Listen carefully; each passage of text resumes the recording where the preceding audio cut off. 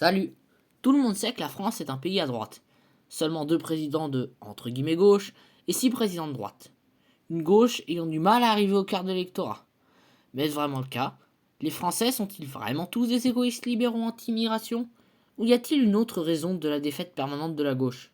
Alors oui, je ne vais ni aborder le thème de la désinformation médiatique, qui joue un très grand rôle, ni même le fait que tous les présidents de gauche de la Ve République ont fait une politique libérale faisant croire aux gens qu'il n'y a que ça qui marche.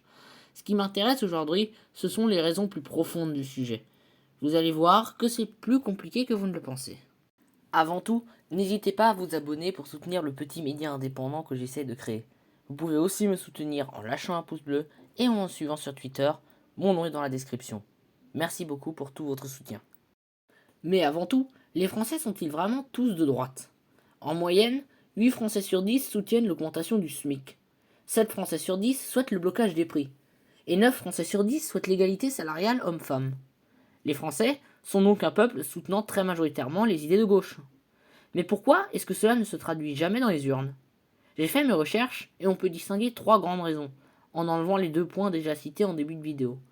1. La social-démocratie et la modération a détruit la gauche traditionnelle. 2. La division du peuple en extrême gauche et extrême droite. Et 3. Il n'y a plus de grands pays à gauche dans le monde. Tout individu sachant réfléchir le sait. Vouloir être modéré veut dire accepter le système en place. Même si de base ça n'a rien de mal à ne pas vouloir être un extrémiste, la gauche, s'opposant de principe au système en place, est forcément radicale. En supposant qu'elle soit sérieuse bien sûr. Ça donne donc un système pervers où des hommes, pensant de gauche, de peur de cette radicalité, diabolisée par les libéraux depuis 30 ans, se mettent à voter des centristes sociodémocrates, étant socialement de gauche certes, donc pas de racisme, sexisme, étant LGBTQ, mais économiquement libéral. Ça va encore plus loin. Certaines personnes ont tellement peur de se retrouver dans un système communiste, ce qui, soyons nets, n'arrivera jamais, et même si ça arrivait, les États-Unis feraient un coup d'État, donc bon, qu'elles n'osent pas voter quoi que ce soit d'économiquement changeant au système ultra-capitaliste. L'argument présenté avant est le plus banal, même si le plus important. Mais il n'est pas suffisant. Dans tel cas, les gens se rendraient compte de la situation et voteraient massivement à gauche. En effet, on oublie que les gens qui votent à l'extrême droite, dans notre cas les lepénistes et zemmouristes, sont la même classe populaire que les gauchistes.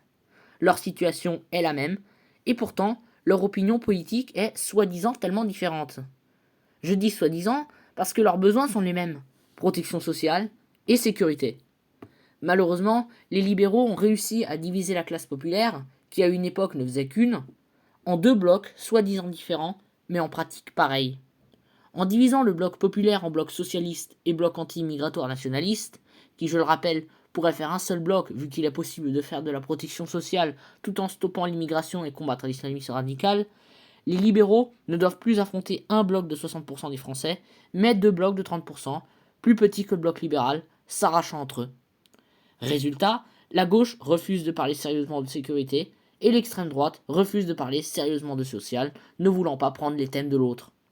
Les électeurs, ayant besoin des deux, ne s'y retrouvent plus et votent soit pour le camp qui résout leurs problèmes les plus présents, souvent la sécurité, soit ne vont pas du tout voter. Dernier grand point, il n'y a plus de grands pays de gauche leader du mouvement comme c'était le cas jusqu'en 1990 avec l'URSS. Je ne suis pas en train de dire que je soutiens l'Union soviétique, au contraire, je dis juste que comme il n'y a plus de pays à gauche, entre guillemets prouvant que c'est possible, les gens pensent tout simplement que seul le système en place marche, c'est le capitalisme libéral, et que tout changement est impossible. Si on additionne tous ces points aux arguments plus banals de la désinformation médiatique, des mensonges politiques, et des gens qui pourraient voter à gauche mais sont trop paresseux pour aller voter, on comprend mieux pourquoi la gauche a beaucoup de mal en France.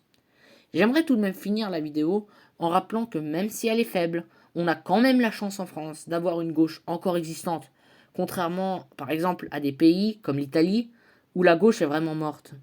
C'est pour ça qu'il ne faut surtout pas abandonner et continuer à se battre pour convaincre les gens de s'unir contre les vraies menaces de la société, les néolibéraux, au lieu de se diviser encore plus. Dans le prochain épisode de Note de blog, nous verrons si la Ve République est effectivement une démocratie ou pas. Et avec ceci, je vous souhaite une très bonne journée à tous.